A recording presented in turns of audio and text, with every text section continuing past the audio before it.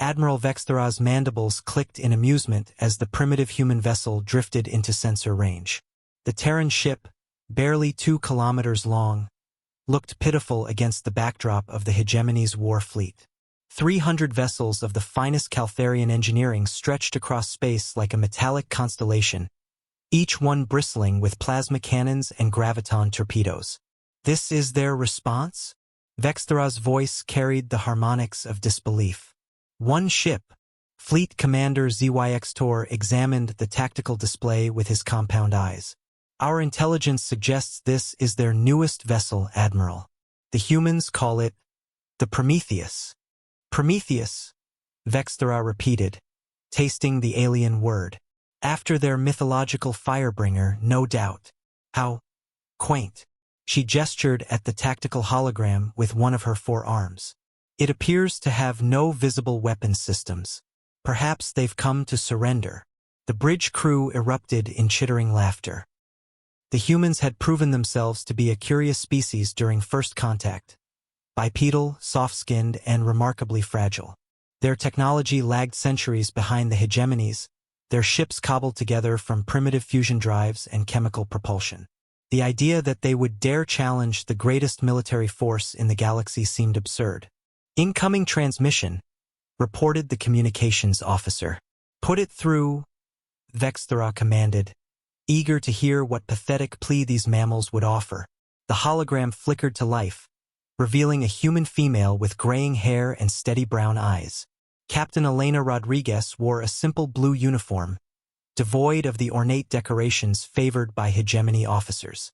This is Captain Rodriguez of the UES Prometheus, the human said calmly.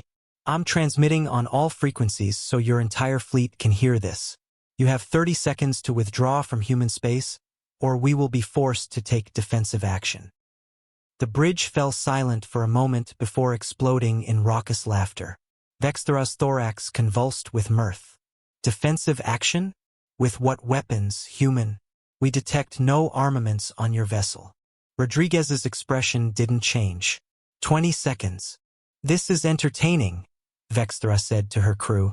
Fire a warning shot across their bow. Let's see if we can frighten them into. 10 seconds.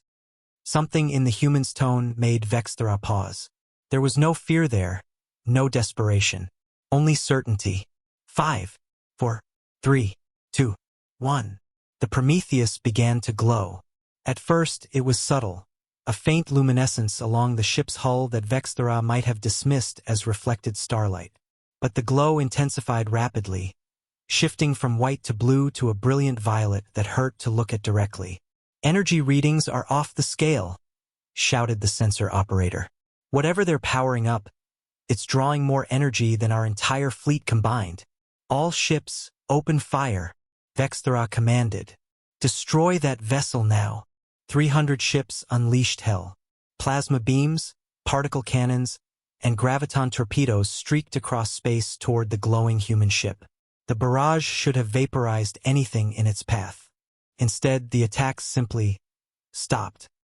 Every projectile, every beam of energy, every warhead froze in space exactly 1,000 kilometers from the Prometheus, suspended like insects in amber.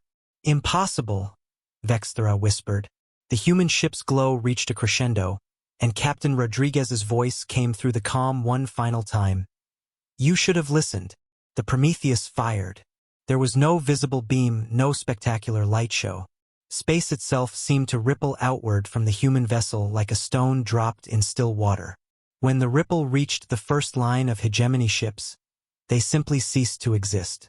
Not destroyed, not vaporized, erased, as if they had never been there at all. The wave continued outward, consuming ship after ship in perfect silence.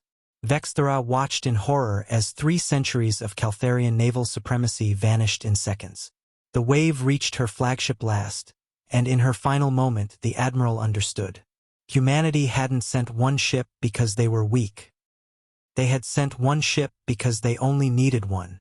The space where the hegemony fleet had been was empty, save for a single human vessel that had already begun to fade back to normal luminescence. In the silence that followed, only the Prometheus remained, and with it, a new understanding of what humanity was truly capable of.